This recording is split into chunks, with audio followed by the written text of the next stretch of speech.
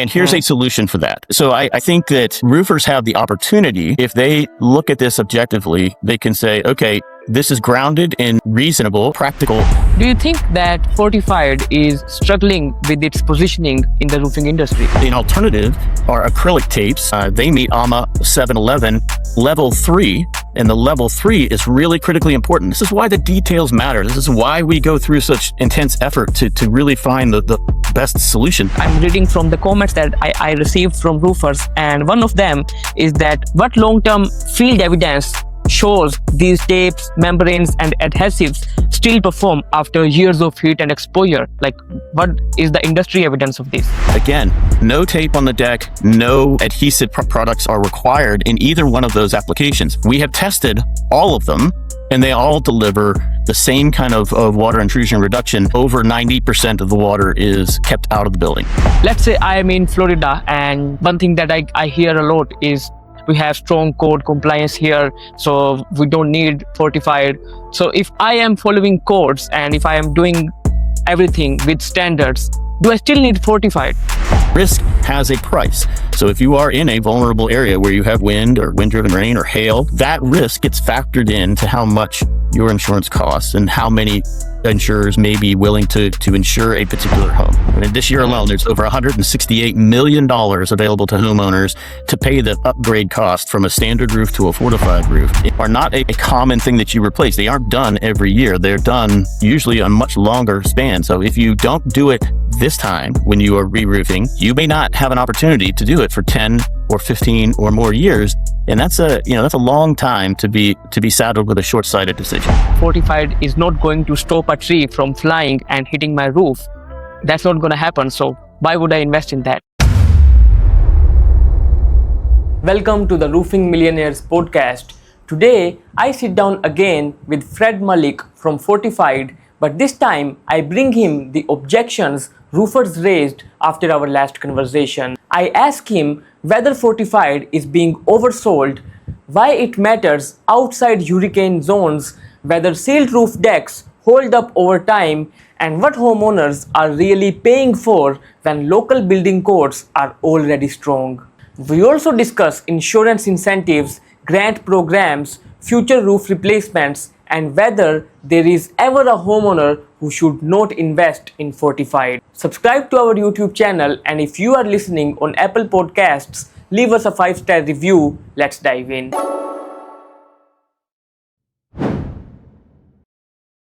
Welcome to the Roofing Millionaires podcast, Fred. It's a pleasure to have you on the show today. Last time we met, it was the last quarter of 2025. So let me ask you, how has been 2026 for you personally and for Fortified? Yeah, well, 2026 has come out of the chute really fast for us. We surpassed a pretty significant milestone under the program. We designated our 100,000th fortified home. We now have projects in 34 states. We're on track to designate 25,000 new fortified homes this year. All of those are important benchmarks showing the increasing demand and reach of the program. And personally, it's, I've been at this for 16 years, and it's really rewarding to see the hard work that we're doing in the field starting to bear fruit and people being in safer, stronger homes. Okay, so our last interview that we had got a lot of traction from roofers, and it was positive and it was negative as well on both the audio and the video version. So some roofers even said that I am just trying to promote Fortified, and this is not the reality that they are actually seeing. So in this interview, I'll try to challenge you and give you a tough time on my end by bringing you the concerns that these roofers have about Fortified, so you can become sort of accountable or answerable to the questions that they might have. The first one is that you just mentioned as well that you have designated 100,000 Fortified homes. Are you overselling Fortified? Well, I think, when it comes to overselling, the proof is in the pudding. The homeowners and other folks that are incentivizing homeowners to invest in their roofs, they're seeing the real world performance. That's not us overselling per se. I think that is delivering real results that people are seeing in the field. And Hurricane Sally report that the University of Alabama published last year is a perfect example of that. Fortified homes were demonstrated to have 70% less likelihood to have if they did have a claim, the claim was 22% lower in terms of its overall value. And homeowners pulled less money out of their pocket to recover, and they recovered faster. So in terms of delivering value, Fortified has proven time and again that it works. Okay. Speaking of value, Fred, you just mentioned that people are purchasing it.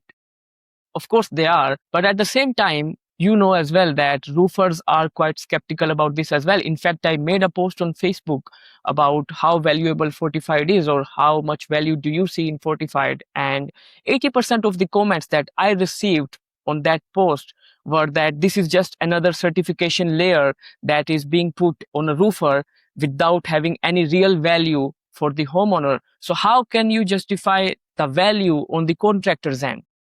Yeah, well, I think at the end of the day, it's important for folks to understand, and I get it. As a former builder, I built homes for almost 20 years before I took on my current role, and I wasn't a big fan of change or regulation either. And Fortified is a voluntary program. Nobody is forcing anybody, roofers or homeowners, to participate. We offer a solution grounded in science, decades of science that show these are the frequent causes of loss. These are the damage amplifiers that roofs are susceptible to.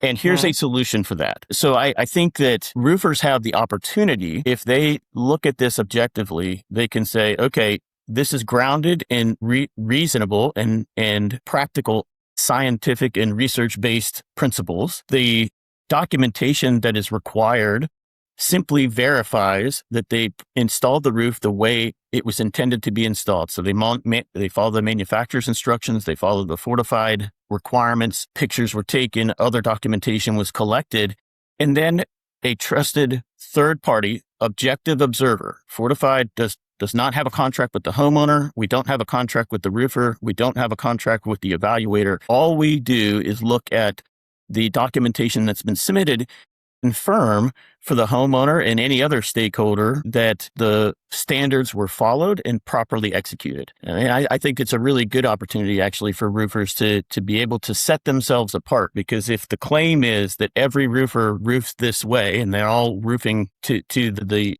appropriate code and they're following all the manufacturer's instructions, then the obvious question is, why are we seeing roofing failures? You're right about that. And this is something personal that I will be sharing with you now. And I want your comment on that. You just mentioned that every roofer is eventually doing a roof. That is what I say as well. Even though I'm not a roofer, I say that every roofer is just doing a roof. The homeowner sees you with that lens, and you have to do your marketing and branding in a way that you are differentiated. But the reason I'm bringing this point to you is roofers say in response to me is that homeowners just want the cheapest option. Like they don't want that value anymore. They don't want that premium feeling anymore because the market is like this. There is uncertainty. And at that time, you are asking the homeowner to pay more for something that they haven't experienced yet. Like you are asking them to pay more for Fortified. In many markets, the homeowners have to bear the cost. So if the market isn't ready for this, why would the homeowner pay more for this? Well, I think that, homeowners rely heavily on their roofing contractor and the people that are local to them to trust, and they trust them to guide them in an appropriate direction. Most roofers don't have any experience with roofing. They are only looking at the dollars and cents. And so there's an opportunity for roofers to really be valuable consultants. Now, does that mean that every homeowner is going to choose to fortify the roof? It doesn't. There are people that are price sensitive and they will make the choices that they feel are economically feasible.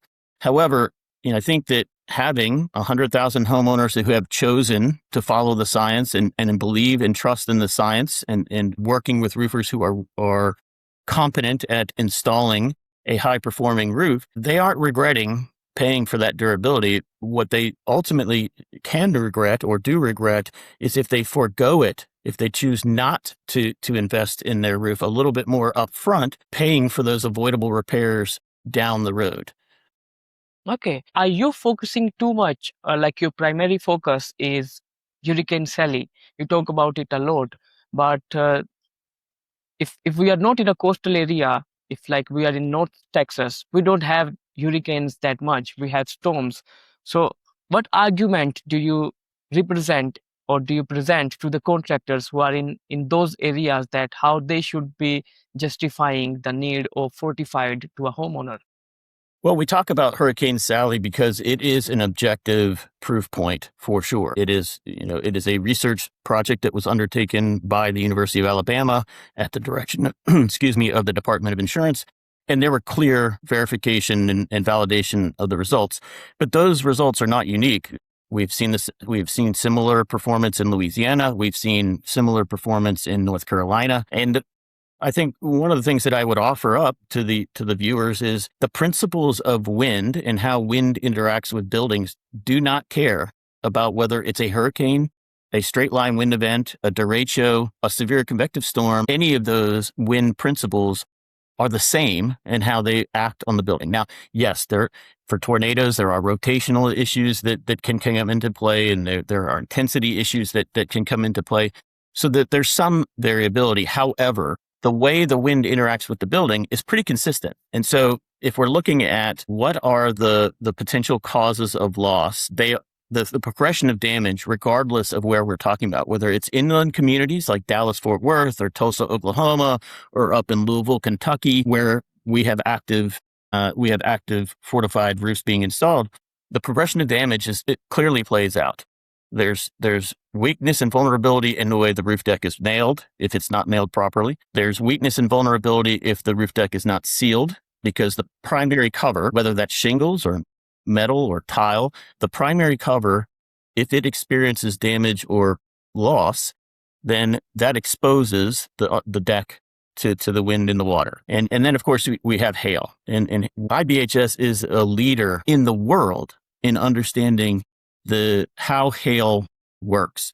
How do storms generate hail? How does the atmosphere build up the layers and affect the hardness of hail? And we have a proprietary rating system where we look specifically at asphalt shingles and their impact rating. And Fortified requires that if, in order for a home to be eligible for a fortified hail designation, that and they're using shingles have to meet either the good or excellent level on the IBHS IR scale. And that's important because it allows people to compare similar products and base their decision on the grades that we have provided. And that means that we are not only paying attention to the cover, but we're paying attention to the entire roof system. I'll share with you a quick story. There was a hailstorm recently. I happened to be in Oklahoma visiting with folks out there and working with that grant program that's out there. And there was a major storm that came through. And before it came to Oklahoma, it was in Kansas City. And we talked to a homeowner who experienced that storm. Her home was damaged by hail, as were a bunch of her neighbors. Now, she was very fortunate in that she was able to get a new roof installed pretty quickly after that initial storm. And she followed the Fortified principles when she re-roofed. But her neighbors weren't so fortunate. And so their homes had damaged roofs that went through multiple storms after that initial storm, exposing them to the potential risk for wind and water to get inside those homes because they didn't have sealed roof decks.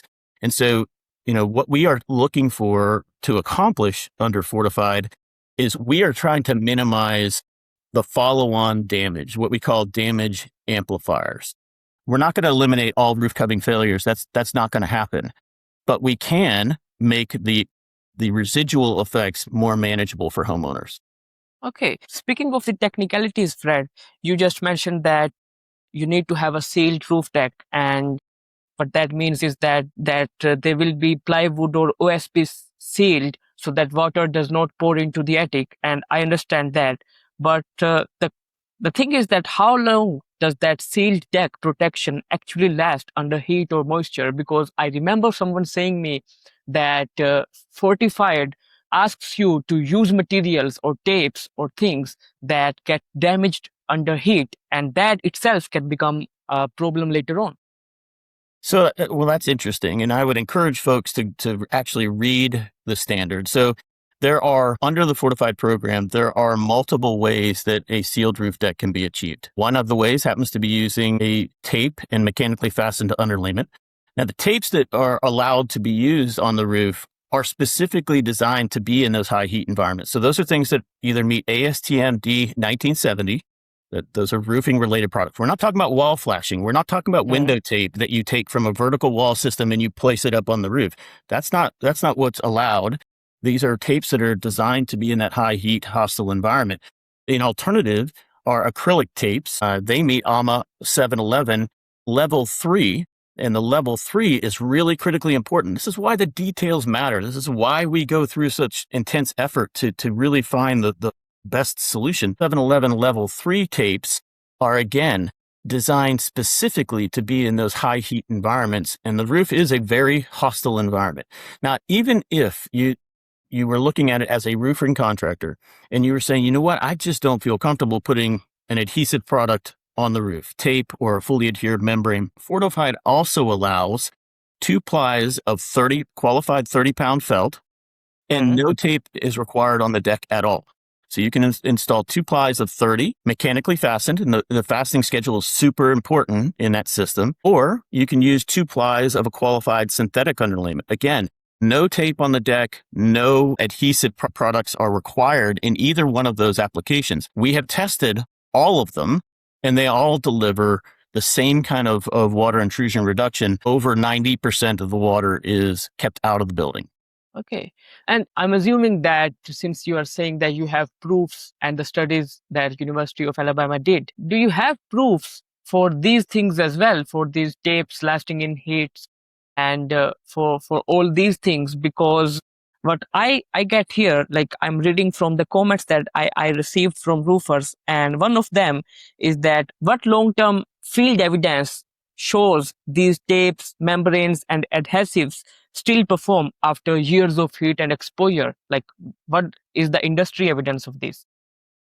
Yeah, I think that, we continue to maintain a research project that looks at how roofs are aging. And we have a project at our research center and in 5 other roof farms spread around the country, where we sample roof systems every 5 years and we check how are the systems weathering. Now, it's primarily focused on the cover, but there are opportunities for us to look at other things. And some of the testing that is included under ASTM D1970 or AMA 711 level 3, there are characteristics of those levels of third-party certification that deal with the heat element.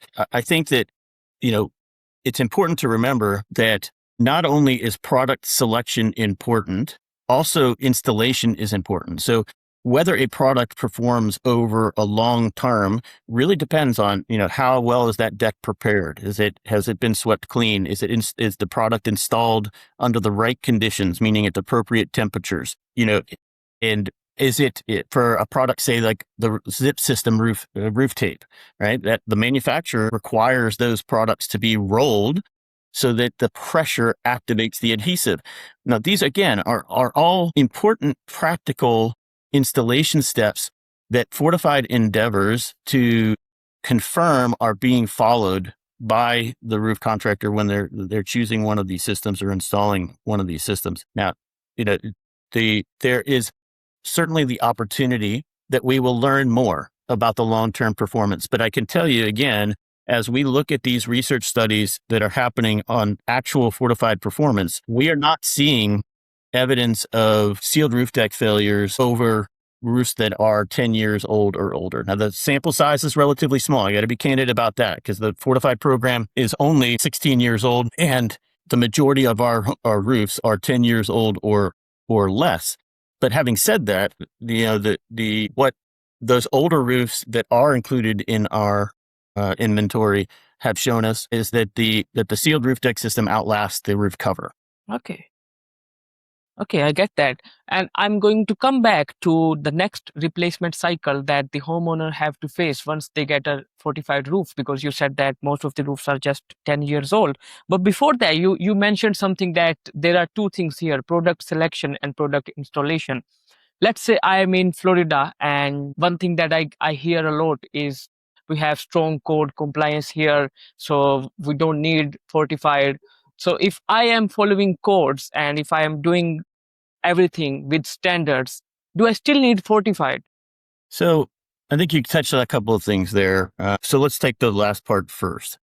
I think the important thing to understand is that roofs are expensive and too many of them are being replaced. And it doesn't really matter where you're located. The roofs are being replaced each and every storm season. And again, we're not saying that we're going to eliminate all roof replacements or prolong the life of the roof cover. The roof cover, whatever material you choose, has limitations and it has trade-offs. Some are a little bit more affordable, but they have shorter lifespans. Some are a little bit more expensive and they may have longer lifespans, but installation becomes much more important with those systems than say some of the lower cost ones. What it comes down to is trust. Capital is following the performance, and folks that influence the affordability and availability of things like property insurance trust the third-party verification as well as the science-based standard. So I live in Florida. I built my Florida home 10 years ago. I have a fortified roof on it. I made the decision intentionally because I understand that while you can have a good code, and Florida has earned a reputation for good reason. Storms like Andrew, Charlie, Francis, and Gene, they all provided valuable lessons, and Florida as a state responded by developing and enforcing more broadly an engineering-based code. Having said that, there are still variances in how the code gets enforced. There are still variances in overall performance. What Florida, states like Florida or coastal Alabama and even Louisiana now that has recently upgraded their code to follow fortified standards, the opportunity that presents is, okay, I don't have the added expense of taking a lower than fortified roof and upgrading the materials and the labor required to install it. That's all baked in. But what I get for a much lower price point is the third-party verification that builds trust with my homeowner, because of the certificate that ultimately gets issued as part of a fortified designation confirms for the homeowner that they got what they intended to get, and that somebody who is knowledgeable has reviewed that. It also creates an objective proof point for property insurers or grant programs or other folks that may be looking to incentivize homeowners to make better choices. So even in places like Florida, I know we talked a little bit about the reliance that we have or the preference that we have for the Hurricane Sally study. But one other element of that study that was really important is that it was able to compare code compliant homes built to a code that is very similar to what fortified roof requires versus actual designated properties that went through all the way through the designation process. And what the report shows is that the homes that actually received a designation performed 50% better than the fortified like but not designated properties did. So it really shines a light on the importance of that verification component and building that trust with consumers and other stakeholders. Okay. I agree with you on that. And I have another silly question that I will bring on later on. But for now, the question is that, Fred, you just mentioned that if you have everything code compliant and if you are following the standards and everything is there, then you are helping the insurers do a better verification and paperwork. So that brings a question that if my contractor is following everything, then as a homeowner, I'm just paying more for fortified so that I can just have a better paperwork. Well, again, I think that's a pretty narrow view, and it doesn't really show a real understanding of how insurance works.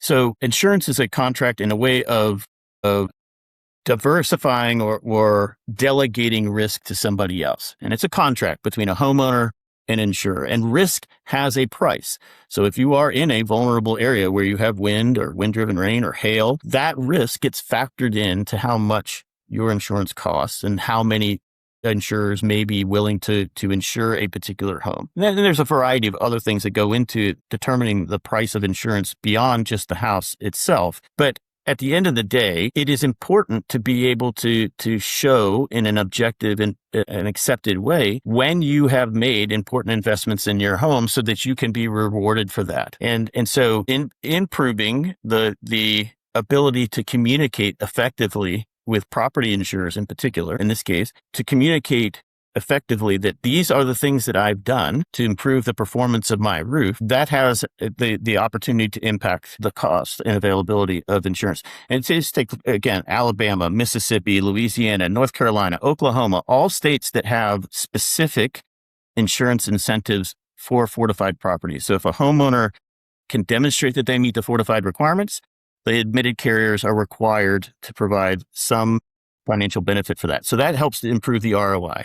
In addition, there are a growing number of grant programs across the country where either public or private entities are providing real money. And this year alone, there's over $168 million available to homeowners to pay the upgrade cost from a standard roof to a fortified roof in states like Alabama, Louisiana, Kentucky, Oklahoma, just to name a few. There's a grant program coming online in not too distant future in Maine. There's one that's coming in Minnesota as well, Mississippi. That capital is flowing in that direction because the people who are providing that capital are seeing a difference in performance, and they want to help homeowners make good decisions because roofs are not a common thing that you replace. They aren't done every year. They're done usually on much longer span. So if you don't do it this time when you are re-roofing, you may not have an opportunity to do it for 10 or 15 or more years. And that's a long time to be saddled with a short-sighted decision. Tell me more about these grant programs, because you just mentioned that there are entities who are providing money. What I'm getting from this is that are these entities primarily the product manufacturers? No, this is actually, so in Alabama, Louisiana, those grant programs, Oklahoma too, those programs are actually being funded by the regulators. So the state governments are using a variety of different means to pool money and then provide that money back out to their residents to help them when they are in the process of re-roofing. And then we have organizations like the Federal Home Loan Bank of Dallas. So the Federal Home Loan Bank of Dallas sits down there in Texas, and it works in 5 adjacent states. So Oklahoma, Arkansas, Iowa, Louisiana, Texas. Federal Home Loan Bank of Dallas has made money available both to folks that are building or rehabbing single-family homes, as well as housing authorities and others that are managing affordable housing through state agencies. They have, I think that the total now is a little over $20 million this year that has been provided to qualifying entities to be able to invest in stronger roofs. There are federal programs that can also provide resources to states. So what we're really seeing is a market that is acknowledging increasingly that homes are vulnerable to severe weather. And much of the damage that is experienced every year, 70% of insured losses in inland locations is driven by wind and hail. That's billions and billions of dollars every single year. And so the market is waking up and saying, hey, look, we can't stop all damage from happening, but we can make the damage more manageable. We can make recovery faster by limiting where the damage is likely to occur. Earlier in the interview, Fred, you mentioned that at the end of the day, you have to pay a price for the risk.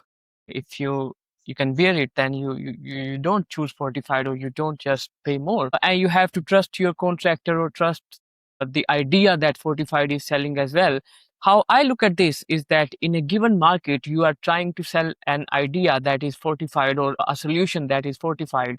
So if we talk like salesmen, like you and I, if we are 2 salesmen, you are talking about trust. So as a homeowner, who do I trust? Like whether I trust my contractor who is saying me that you don't need to have fortified, whether I trust fortified who is telling me that you need this, or whether I trust my gut feeling that is telling me that you need to save money for your next vacation.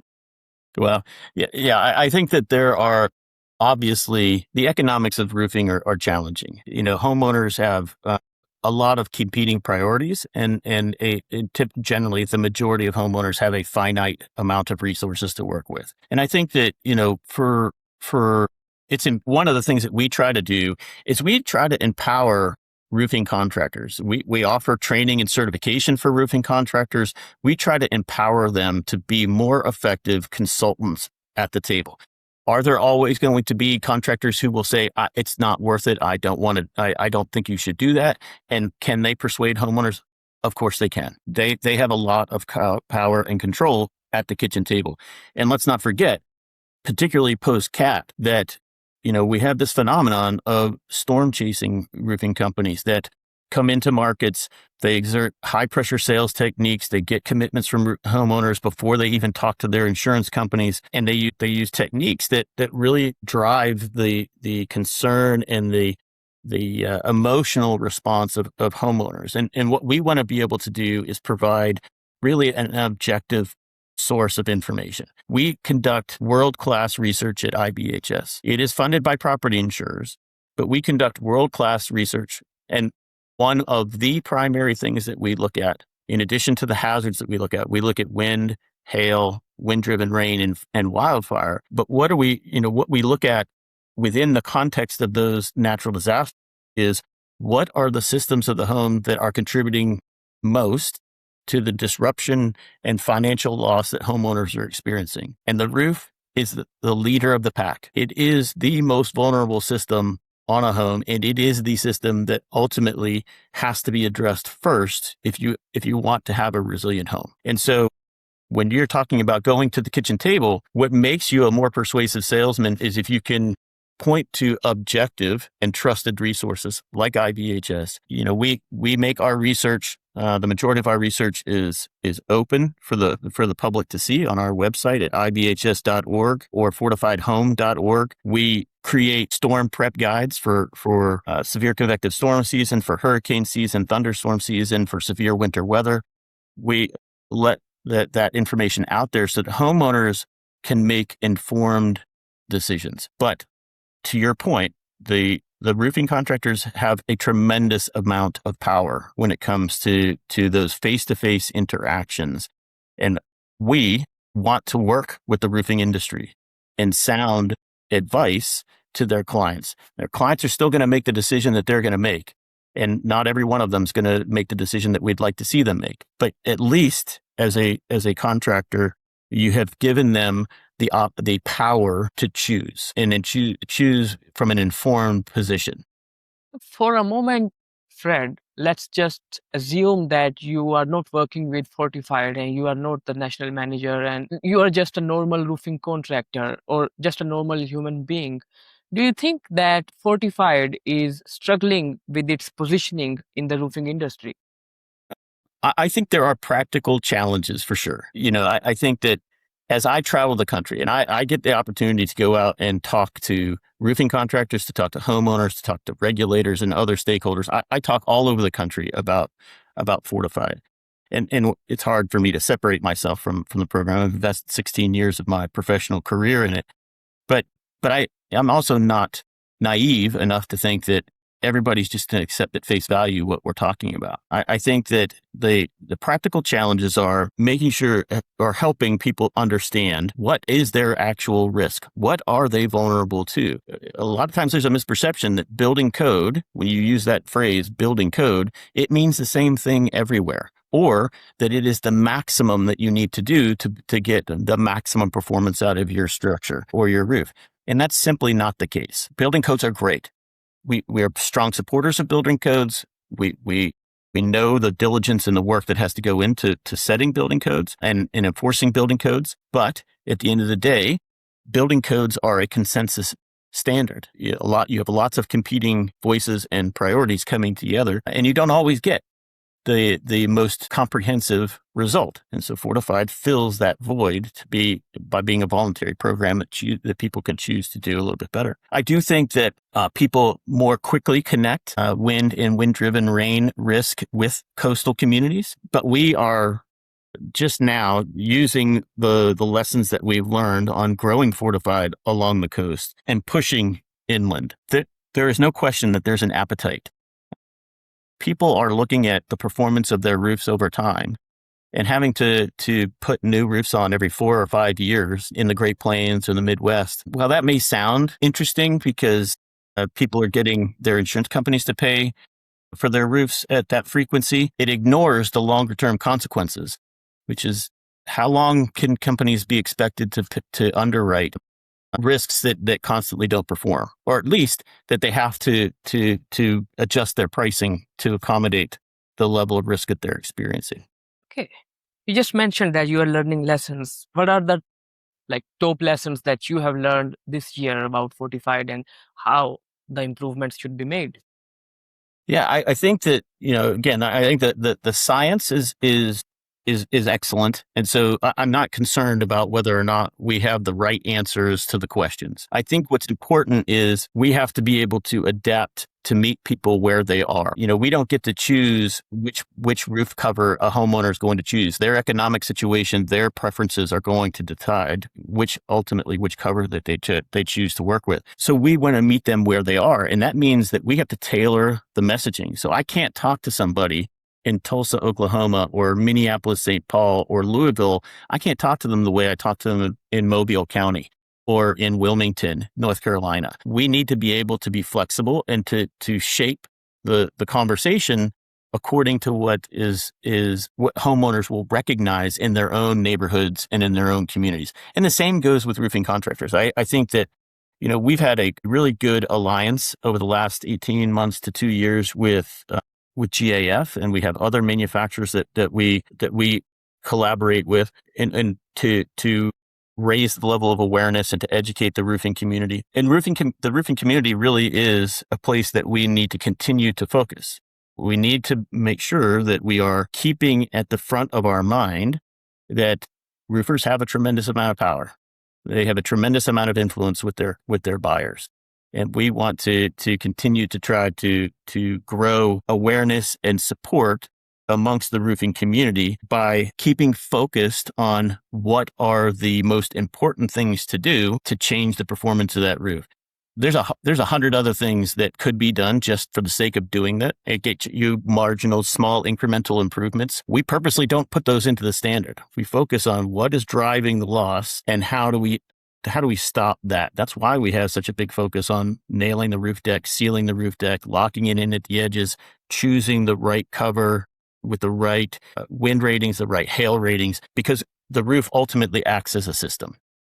So I agree with everything that you just said. And one question, let's come back to how Fortified is operating. You mentioned that now you're if I am a homeowner, now my roof has more nails. The deck is sealed, everything is there. I have thousands of nail holes, I would say, and everything is there. There are adhesives and everything.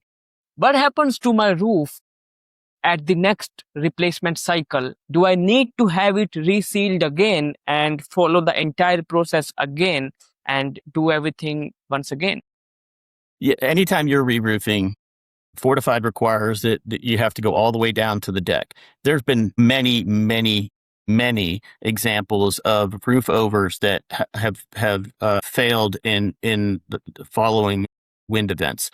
Roof overs where you're putting 2 layers of shingles on top of another shingle roof, or putting metal over shingles. Those systems were not designed to be installed that way, and so they are inherently, that makes them vulnerable. So Fortified does require you have to go down to the deck. Now, yes, that it can be difficult to remove things like roof tape or fully adhered membranes. Most of the manufacturers have practical guidance on how to deal with a single layer of fully adhered.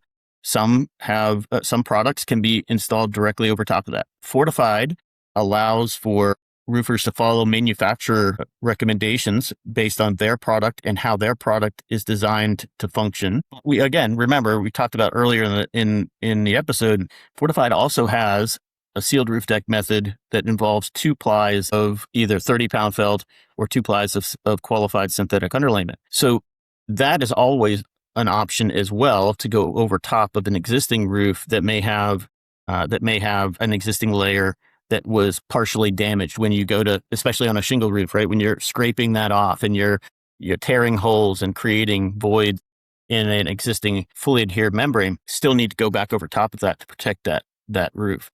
Okay.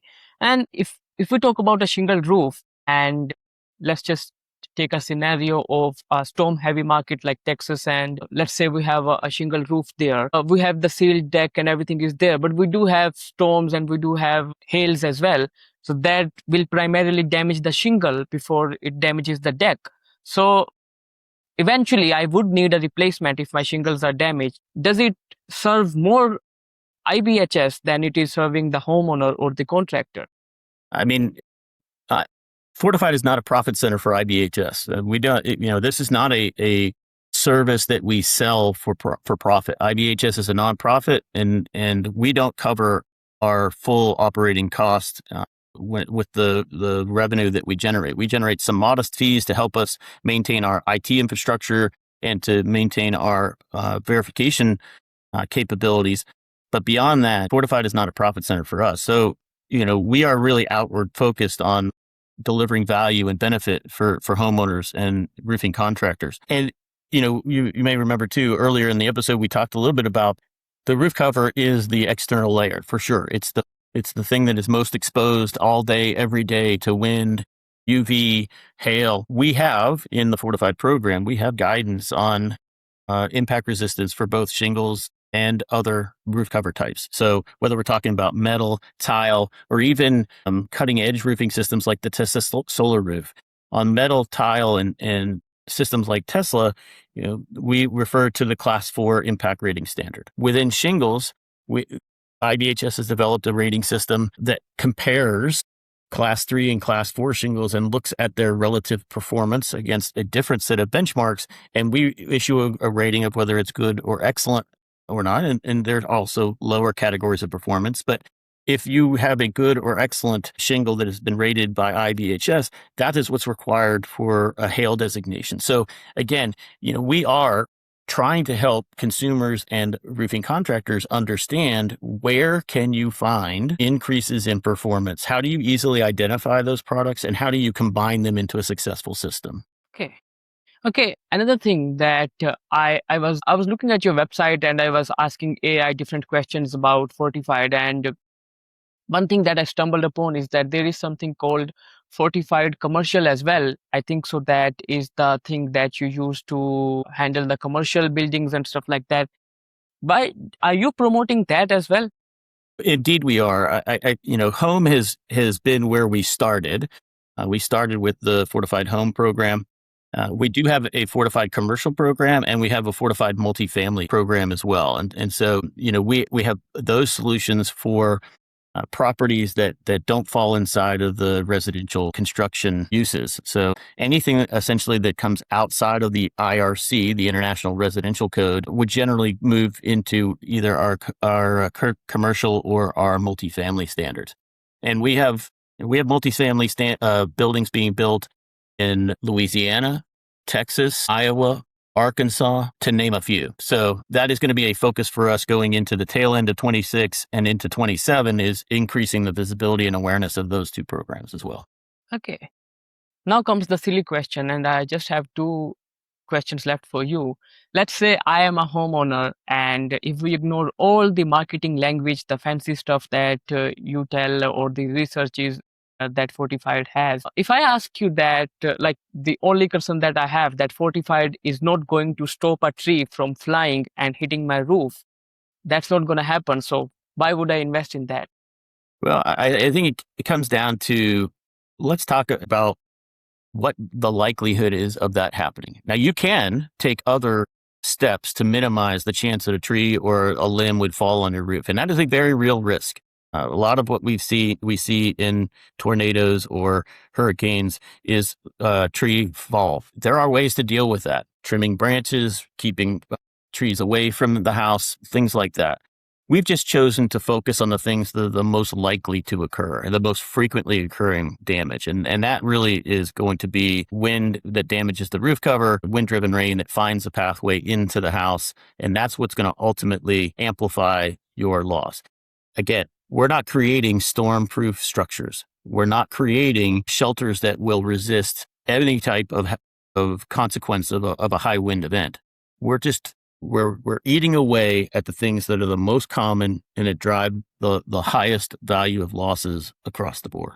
You do a lot of trainings as well. In fact, I was hearing from a contractor in Texas that you were there in their area explaining and guiding them about Fortified.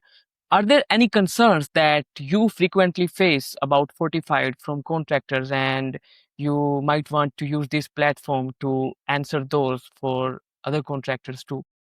So I think that, you've really done a nice job here of presenting a lot of the questions that we get asked in those training sessions or when we go out and talk to the market. These are not things that we haven't heard before. So I think that, I would encourage roofing contractors to really engage with the material that we have. Before you even commit to being trained or certified by us, all of our standards are available for free. All of our standard details are available for free. Go take a look at it, read through it, see what's there, and you can form an opinion about whether or not this makes sense to you. Plus, you have some, if you're a roofing contractor, you've made decisions about whether you want to be the lowest cost provider or you want to deliver higher value at a reasonable and competitive price for you. If somebody's primarily focused on being the low cost provider, you're likely going to gravitate towards choices that obviously have a lower cost associated with them. So I think at the end of the day, we would just encourage roofing contractors to increase your awareness, take advantage of the free sources that we offer. We also, we do offer training and certification. It's $150 for somebody to become trained and certified for 3 years. That's not a high economic load to carry to get Fortified, trained, and certified. So, we've intentionally tried to keep the barriers to entry low from a cost perspective for roofing contractors. Now, in order to be certified, you also have to demonstrate that you've been in business for over 2 years, or at least 2 years. You have to carry adequate levels of general liability insurance. You have to have business and trade licenses if your state requires it.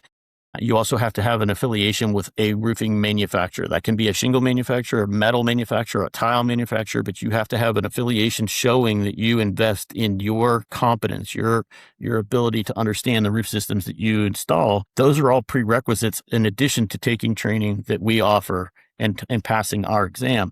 So, it's not a low bar to get in, but it is a bar that we actively try to keep reasonable. Okay. My last question to you, Fred, is that can you give me a scenario where you would ask a homeowner, like a practical scenario, who is the homeowner who should not invest in Fortified? And your answer was quite theoretical to that. But if you can give me a practical scenario where you yourself would ask a homeowner to not spend extra money on Fortified. Just to make sure I understand the question, is there a time when I think that investing in Fortified is not the appropriate choice? Is that what you're asking? Yes. I really can't think of one. I think that if your purpose is to minimize the potential of costly repairs, of the financial consequences that come along with a home that's been damaged, or potentially being forced out of your home for an extended period of time. Many people don't have sufficient reserves to cover those kinds of emergencies. If your objective is to try to minimize the chance that you're going to have those kinds of issues, then choosing to invest in Fortified and delaying some other thing makes sense to me. And we talked about this earlier. Homeowners will make the decisions that they're going to make based on their circumstances. I just want them to be able to make an informed decision. They can choose, and I don't have to agree with their choice, but I can't think of a reason why I would discourage somebody from participating in a program like Fortified. I agree. And the last thing that I would add to this is that human beings naturally avoid being accountable. And this is something that is bringing a change to the industry. And this is my personal point of view, that it might help in filtering the contractors who are doing the best work and the average work and the bad work in the future. And those contractors who are in the later two categories, they are quite reluctant towards Fortified. And I understand, and I'm interested in helping the entire industry deliver higher quality and better performing roofs. But we are certainly in an important part of the resilience life cycle, which is, early adopters and pioneers, those that are focused on value and being on the cutting edge. They are the roofing contractors that we see coming in, sticking with the program, incorporating into their business and offering it to their consumers. Eventually, others will follow along. However, we are at the front end of that very important climb towards resilience. Thank you so much for your time, Fred. It was a pleasure interviewing you today. And I hope none of the questions that I asked were offensive or did anything like that. But You I gotta just have a thank thick you skin if you for have my showing up. job. Thank you for your time once again. Have a great day. All right, take care. Thank you. Bye-bye.